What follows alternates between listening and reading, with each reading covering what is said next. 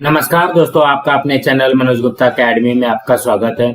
दोस्तों, आज हम लोग कक्षा 7वीं के इतिहास और नागरिक शास्त्र में नागरिक शास्त्र पाठ 6 नीति निदेशक सिद्धांत और मौलिक कर्तव्य इस पाठ का स्वाध्याय अर्थात प्रश्नोत्तर करने वाले हैं।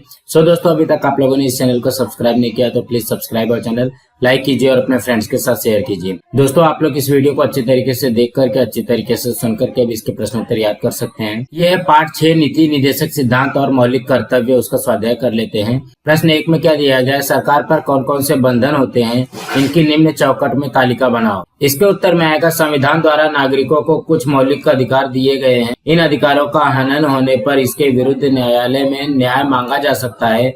मौलिक अधिकारों के कारण सरकार पर कुछ प्रतिबंध होते हैं। ये प्रतिबंध निम्न चौखट में दिए गए हैं। पहला, सरकार नागरिकों में जाति, धर्म, लिंग, भाषा आदि के आधार पर भेदभाव न करे। दूसरा, कानून के समक्ष सभी समान है और सभी को कानून का समान रूप से संरक्षण प्राप्त है। इससे किसी को भी वंचित न रखें। तीसरा, किसी व्यक्ति के प्राण न छीने तथा धार्मिक कर न लगाएं। अब अगला प्रश्न करते हैं। दूसरे प्रश्न में क्या दिया गया है? निम्न कथनों को पढ़ो और जी हाँ या जी नहीं में उत्तर लिखो। उसमें से पहला है, समाचार पत्र में दिए गए नौकरी के विज्ञापन में महिला और पुरुष के लिए पद होते हैं। जी हाँ। दूसरा, एक ही कारखाने में एक ही प्रकार का काम करने वाले स्त्री पुरुष को अलग अलग वेतन मिलता है। जी नहीं। तीसरा, स्वास्थ्य सुधार योजना के अंतर्गत सरकार द्वारा विभिन्न योजनाएं चलाई जाती हैं। जी हाँ। चौथा, राष्ट्र की दृष्टि से महत्वपूर्ण स्मारकों वास्तुओं का संरक्षण करना चाहिए। जी हाँ। अब हम अगला प्रश्न करते हैं। तीसरे प्रश्न में क्या दिया गया? क्यों यह बताओ। उसमें से पहला है, ऐतिहासिक वास्तुओं, भवनों, स्मारकों का संरक्षण करना। इसके उत्तर में आएगा पहला, ऐतिहासिक वस्तुएं, भवन और स्मारक देश के ऐतिहासिक धरोहर और हमारी संस्कृति के वैभव हैं। दूसरा, ऐसे वस्तुओं के संरक्षण के मार्गदर्शन का उल्लेख संविधान द्वारा नीति निदेशक सिद्धांत में किया गया है। इस सिद्धांत के आधार पर वास्तु संरक्षण कानून भी संसद द्वारा पारित किया गया है। इसीलिए हमें ऐतिहासिक वस्तुओं, भवनों और स्मारकों का संरक्षण करना चाहिए। यह हमारा कर्तव्य भी है। अब अगला करते हैं। दूसरे में क्या दिया गया है? वृद्धों के लिए पेंशन योजना चलाई जाती है। इसके उत्तर में आएगा, वृद्ध अपनी जवानी में देश के विकास में अपना योगदान देते हैं, इसलिए वृद्धावस्था में सरकार द्वारा उनकी देखभाल की जानी चाहिए। इस भावना से ही हमारे संविधान के नीति निदेशक सिद्धांत में वृद्धावस्था, दिव्यांगत्व और बेरोजगारी से नागरिकों के संरक्षण करने की बात का उल्लेख किया गया है। वृद्धावस्था में आजीविका का साधन न होने के कारण उनके लिए सरकार द्वारा पेंशन योजना चलाई जाती है। अब अगला करते हैं। तीसरे में क्या दिया गया? 6 से 14 आयु वर्ग के बालकों को शिक्षा का अवसर उपलब्ध कराया गया है। इसके उत्तर में आएगा, 6 से 14 आयु वर्ग के लड़के लड़कियों को विद्यालय में शिक्षा प्राप्त करनी चाहिए, परंतु गरीबी के कारण अनेक बच्चे शिक्षा नहीं ग्रहण कर सकते। अभिभावक उन्हें काम पर भेजते हैं, इससे निरक्षरता बढ़ती है। इस आयु वर्ग के बालकों को कानून ने शिक्षा का अधिकार देकर अभिभावकों के लिए संबंधित मौलिक कर्तव्य भी निश्चित किया है। इसलिए सरकार द्वारा 6 से 14 आयु वर्ग के बालकों के लिए अनिवार्य एवं निःशुल्क शिक्षा का अवसर उपलब्ध कराया गया है। अब अगला प्रश्न करते हैं। चौथे प्रश्न में क्या दिया गया? उचित अथवा अनुचित यह बताओ। अनुचित कथन को सुधारो।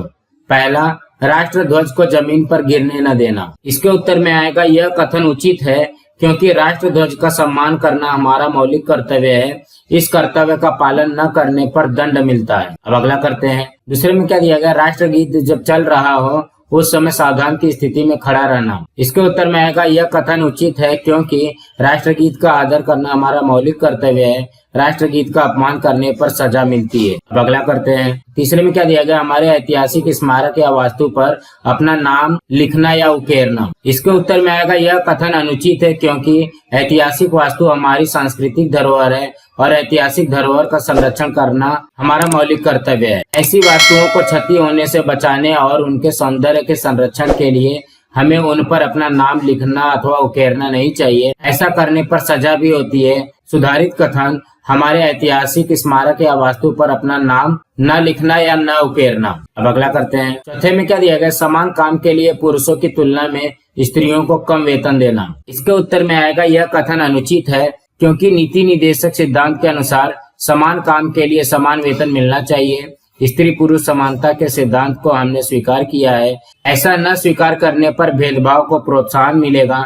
इसलिए समान काम के लिए स्त्री पुरुष को समान वेतन देना चाहिए। सुधारित कथन, समान काम के लिए स्त्री पुरुष को समान वेतन देना। अब अगला करते हैं। पांचवें में क्या दिया गया, सार्वजनिक स्थानों को स्वच्छ रखना। इसके उत्तर में आएगा यह कथन उचित है क्योंकि पर्यावरण का संरक्षण करना हमारा मौलिक कर्तव्य है। सार्वजनिक स्वास्थ्य में सुधार के लिए प्रयास करना एक नीति निदेशक सिद्धांत है। हमें गंदगी करने की आदत को त्याग कर सार्वजनिक स्थानों को स्वच्छ रखना चाहिए। अगला प्रश्न करते हैं। पांचवें प्रश्न में क्या दिया गया है, लेखन करो। उसमें से पहला है, संविधान के कुछ नीति निर्देशक सिद्धांत पाठ्य पुस्तक में दिए गए हैं, वे कौन से हैं? इसके उत्तर में आएगा, संविधान में उल्लेख किए गए नीति निर्देशक सिद्धांतों में से जिनका उल्लेख पाठ्य पुस्तक में किया गया है वे नीचे दिए अनुसार है। पहला, सरकार स्त्री पुरुष का भेदभाव न करते हुए सबके लिए आजीविका का साधन उपलब्ध कराए। दूसरा, स्त्री पुरुष को समान काम के लिए समान वेतन दे।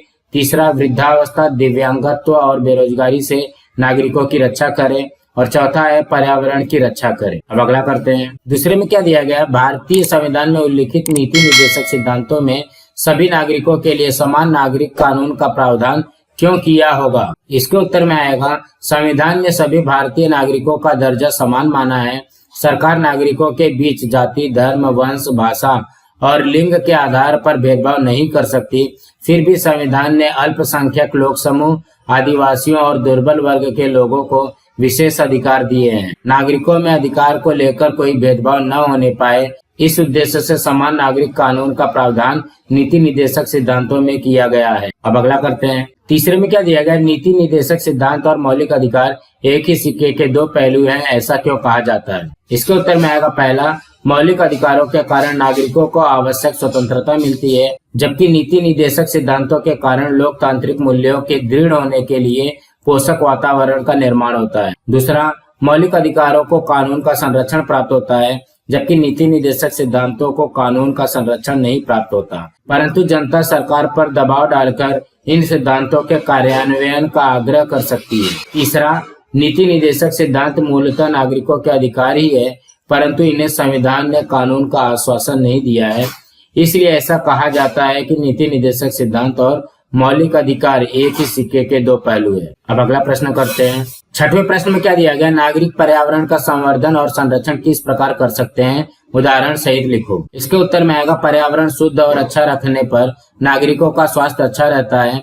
अच्छा पर्यावरण रखना केवल सरकार का ही दायित्व नहीं है, नागरिकों के सहयोग से ही यह काम हो सकता है। मेरे मतानुसार नागरिक अग्रलिखित सहयोग देकर पर्यावरण का संवर्धन और संरक्षण कर सकते हैं। पहला, वृक्षारोपण और वृक्ष संरक्षण करना। दूसरा, वृक्षों की कटाई रोकना। तीसरा, धुएं उड़ाती गाड़ियों, कारखानों की चिमनियों और पटाखे फोड़ने पर रोक लगाने के लिए सामूहिक प्रयास करना। चौथा, नालियों का गंदा पानी नदी नाले में जाने से रोकने का प्रयास करना। प्लास्टिक का उपयोग बंद करके अपना परिसर स्वच्छ रखने का प्रयत्न करना। और पांचवा है, स्वच्छता अभियान जैसा उपक्रम बार बार करके परिसर स्वच्छ रखना। मुझे लगता है कि यदि सभी नागरिक अपनी आदतों में परिवर्तन लाकर शिविर आयोजित करके प्रयास करें तो निश्चित रूप से पर्यावरण का संवर्धन और संरक्षण किया जा सकता है। दोस्तों, आज हमारा यहाँ पे पार्ट 6 का स्वाध्याय कंप्लीट हुआ। दोस्तों, आप लोगों को ये वीडियो कैसा लगा आप लोग कमेंट बॉक्स में जरूर लिख करके बताइए। इस वीडियो को ज्यादा से ज्यादा लाइक कीजिए, अपने फ्रेंड्स के साथ शेयर कीजिए ताकि उनको भी प्रश्नोत्तर मिल सके, और इस चैनल को सब्सक्राइब कीजिए। नमस्कार दोस्तों।